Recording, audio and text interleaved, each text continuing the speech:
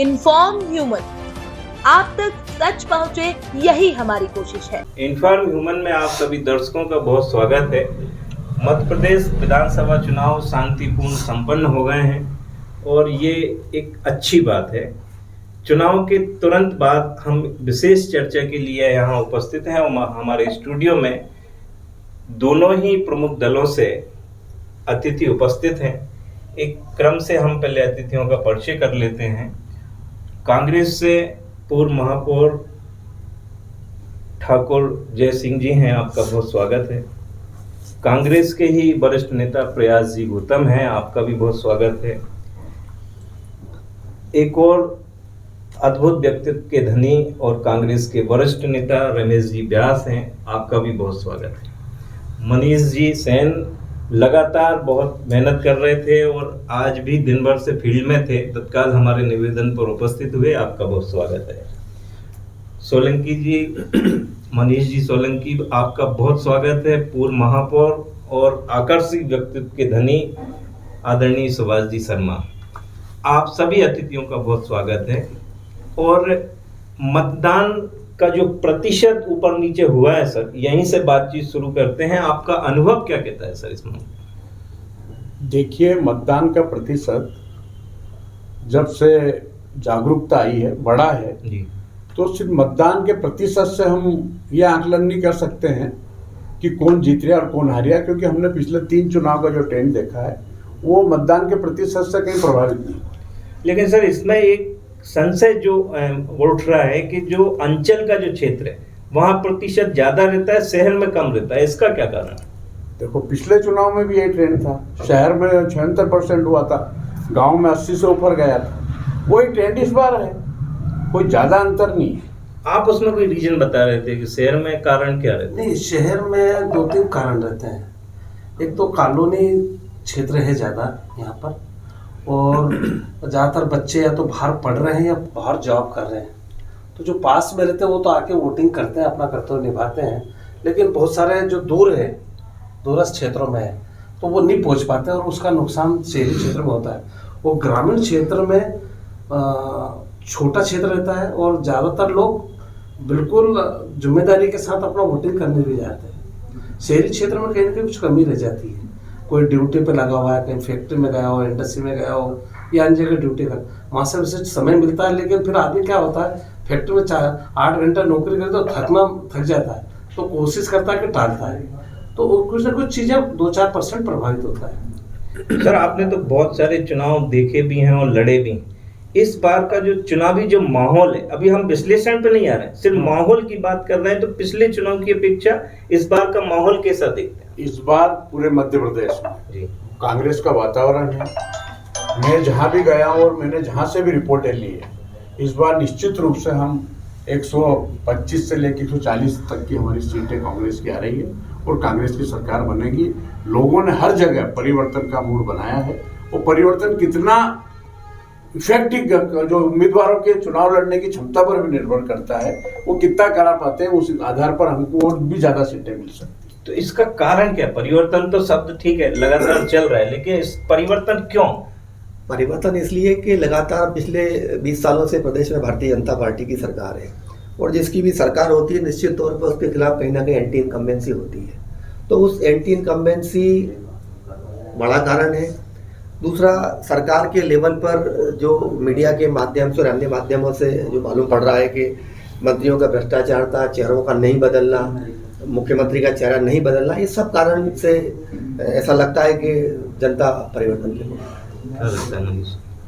मेरे को ही नहीं लगता कि परिवर्तन होगा, क्योंकि आपने देखा होगा गुजरात के चुनाव में हमने देखा कितने सालों से वहाँ भारतीय जनता पार्टी की सरकार है और अभी भी इतिहास के अंदर दर्ज हुआ है कि आज़ादी के बाद इतनी सीट से भारतीय जनता पार्टी जीती है। वही चीज़ मध्य प्रदेश में भी दोहराने वाले हैं। मनीष जी, वर्तमान में जो मध्य प्रदेश देवास में एक लहर देखने को मिली है, वो कहीं ना कहीं भारतीय जनता पार्टी के पक्ष में देखने को मिली है। चाहे वो राष्ट्रीय मुद्दे की मैं बात करूं, धारा 370 हो या राम मंदिर का मुद्दा हो, इससे भारतीय जनता पार्टी के जो दोनों एक राष्ट्रीय मुद्दे थे और भारतीय जनता पार्टी ने कहीं ना कहीं ये आगे आकर दोनों निराकरण करे से लोगों में एक उत्साह था भारतीय जनता पार्टी को वोट देने का। तो निश्चित तौर पर मुझे ऐसा लगता है कि भारतीय जनता पार्टी पूरा अपना है बहुमत साबित भी करेगी मध्य प्रदेश में, और कहीं ना कहीं 135 से 140 सीट भारतीय मध्य प्रदेश में सरकार बनाएगी। 15 मिनट पहले मनीष जी ने व्हाट्सएप ग्रुप पे एक मैसेज डाला है, कमल का खिलत है, देवास प्रॉपर के लिए क्या कहना है? निश्चित तौर पर जो मैंने आज दिन में एक माहौल देखा है, और मैं अधिकतर मेरे वार्ड छोड़ में दूसरे वार्ड में भी घूमने गया था, मतदान केंद्र पर गया था, लोगों का उत्साह देखकर कहीं ना कहीं ऐसा लग रहा था कि वापस से देवास के अंदर हमारे गायत्री राजे पवार जी भारी बहुमत से जीतेगी और कमल पुनः खिलेगा। क्या लगता है सर? नहीं, बिल्कुल सही बोला मनीष जी ने। और मैं तो चूंकि एक पूरा क्षेत्र का वो कवर किया है, मैंने करीब 60 या 65 मतदान केंद्र थे, खुद घुमा हूँ, मिला हूँ लोगों से, कार्यकर्ताओं से, आम पब्लिक से भी। और देवास में तो कोई कठिनाई नहीं है कि मैं तो बोलूँगा कि ज़िले में कठिनाई नहीं है, क्योंकि हम तो सोच रहे हैं कि करीब करीब 50 से 5 सीट देवास जिले की भारतीय जनता पार्टी जीतने जा रही है, और बहुत सम्मानजनक से हमारी उम्मीदवार गायत्री राजे पवार जी जीतेंगी, हमें पूर्ण विश्वास है।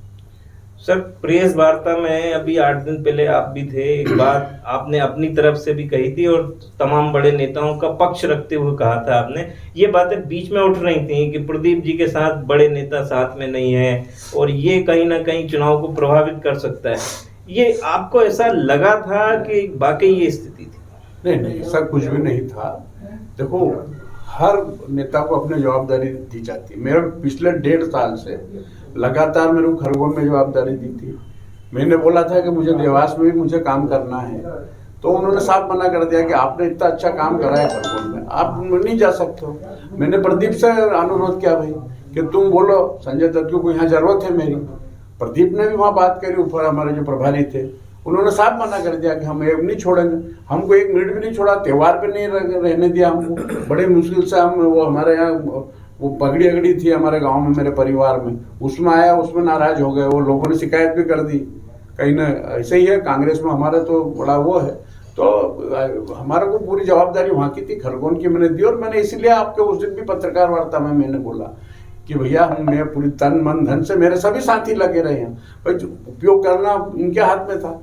बाकी हमारे सभी साथियों ने काम करा। सुबह पूछ लो, ये आए थे, हैं हमारे साथी थे वहाँ पे, जिनको कोई जवाबदारी दी, फिर भी वो बेचारे सुबह 4:30 बजे उठ के आए। तो ये अगर इस तरह का आरोप कोई लगा रहा तो फिर हम एक समीक्षा, एक और ये चर्चा है कि देवास जिले की 5 विधानसभा में कांग्रेस की किसी न किसी स्टार प्रचारक की सभा हुई, देवास में क्यों नहीं हुई? ये एक सवाल बार बार उठ रहा है। नहीं, देवास ऐसा नहीं है कि पूरे जिले में नहीं, सिर्फ हमारे वहाँ खाते गांव में हुई, सोनकच्छ में हुई, बागली को लेके दिग्विजय सिंह जी ने बैठक में कार्यकर्ताओं की बैठक ली थी जी। ऐसा नहीं है। तो अब देखो क्या है कि पूरी विधानसभा का आकलन किया जाता है, कहाँ पर हमको नेता को भेजना रहता है, वो प्रदेश स्तर पर यह तय होता है। वो फिर हमारा जो प्रभारी हैं सुरजेवाला जी, ये सब लोग मिलकर तय करते हैं कहाँ किसको भेजना है, उस हिसाब से आम सभा होती है। तो देवास को लेके आपका क्या कहना है? देवास को लेके जनता को परिवर्तन करने की पूरी तरह से मन बना लिया था, और इस बार परिवर्तन है और अच्छे वोटों से प्रदीप चौधरी जीतेंगे चुनाव, क्योंकि ये व्यक्तिगत विरोध था, मतलब पार्टी अलग और महल का जो व्यक्तिगत विरोध था, और उस विरोध के कारण उनको हारना पड़ेगा। प्रदीप चौधरी बहुमत से। सर, खातेगांव की बात कर रहे थे अपन, और ये बार बार ऐसा उठ के आ रहा था कि वहाँ टक्कर की स्थिति है। आपका अनुभव क्या कहता है? देखिए, चुनाव तो कभी भी कोई सा भी चुनाव हल्के में नहीं लेना चाहिए जी। कोई सा भी चुनाव हो, और ये तो विधानसभा का बहुत कश्मकश वाला चुनाव था, लेकिन वो पार्टी जीतेगी जिसकी जनता के प्रति, गरीबों के लिए, गरीब कल्याण के लिए अच्छी योजना है। और आपने भी देखा होगा कि मध्य प्रदेश के मुख्यमंत्री जी ने भी बहुत दिन रात मेहनत की है। लाडली लक्ष्मी योजना 1.25 करोड़ की करीब बहनें हैं जिनको ये लाभ आर्थिक मिले हैं, प्रधानमंत्री आवास मिले हैं, शौचालय मिले हैं, इसी केंद्र सरकार की और राज्य सरकार की अनाज फ्री मिल रहा है, इसी अनेक योजना, संबल योजना का लाभ मिल रहा है। इससे आयुष्मान कार्ड का लाभ मिल रहा है। इसी केंद्र सरकार की अनेक योजनाएं जो आप सभी जानते हैं, मैं सभी को उनको रिपीट नहीं करना चाहता हूँ, उनका अत्यधिक लाभ जनता को मिला है और उस लाभ के कारण ही जो है भारतीय जनता पार्टी की पुनः सरकार जो है मध्य प्रदेश में स्थापित होगी। सोनकच्छ को लेके तो आपका कॉन्फिडेंस बहुत गजब का आ रहा था अभी। सोनकच्छ 100% जीत रहे हैं। तो भारतीय जनता पार्टी ने विकास कार्य इतने किए, हर जगह किए। आप जैसे योजनाओं का भाई साहब ने भी आपको बताया, भारतीय जनता पार्टी ने योजनाएं इतनी दी गरीबों के लिए। हम और विकास, भारतीय जनता पार्टी का एकमात्र उद्देश्य है, हम जब भी काम करते हैं विकास के मुद्दे पर हम चुनाव लड़ते हैं और वास्तव में इस बार भी सोनकच्छ में विकास के मुद्दे पर चुनाव लड़ रहे हैं और जीते हैं। और लाडली बहना योजना एक ऐसी योजना है जिसने एकदम अलग ही मूवमेंट किया। और क्या लगता है मनीष?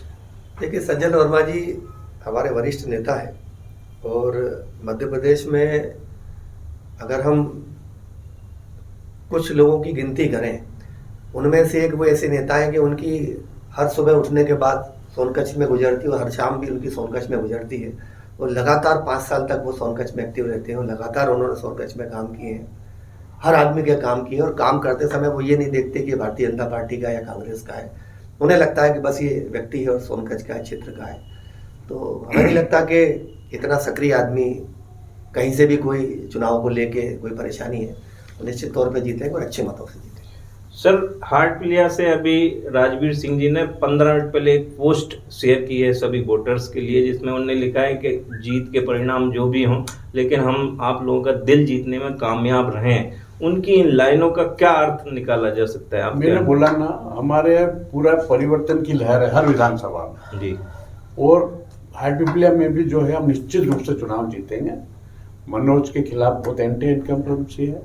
मनोज के जो उसका व्यक्तित्व जो है व्यक्तिगत जो भी उसने कमियां थी, उसके कारण हमारा राजवीर सिंह पूर्ण रूप से जीत रहे। मनीष जी, देवास को लेके आप लगातार वर्क करते रहे और आपकी सक्रियता भी 5 कुछ बड़े कारण आप पूरे मुझे कॉन्फिडेंस से खुल के बताइए, क्या स्थिति? देवास में जो 5 आप कारण बता रहे हैं, सबसे पहला देवास के अंदर जो विकास हुआ है वो एक अद्भुत विकास हुआ है, देखने लायक विकास हुआ है। दूसरा, जो हमारी विधायक है वो आम लोगों के लिए बहुत सहज और सरल रूप से मिलती है और उनका जो व्यक्तित्व है वो एक ईमानदार के रूप में उभर के आया है, सरलता के रूप में आया है और भारतीय जनता पार्टी का जो कार्यकर्ता है कहीं ना कहीं भारतीय जनता पार्टी के पक्ष में उनको वापस से देखना चाहता था, इसीलिए बहुत सभी कार्यकर्ता जोर शोर से उनको जिताने के लिए लगे थे। आपने तो पिछले चुनाव भी देखे हैं और चुनाव को ऑपरेट भी किया है, इस बार का माहौल कुछ अंतर दिखाई देता है आपको? नहीं, देखो, हर चुनाव में परिवर्तन दिखेगा, ये सब प्रक्रिया चलेगी और सभी कार्यकर्ताओं ने बहुत मेहनत की और मैं कब कहता हूँ महिलाओं की बहुत बड़ी भूमिका रही।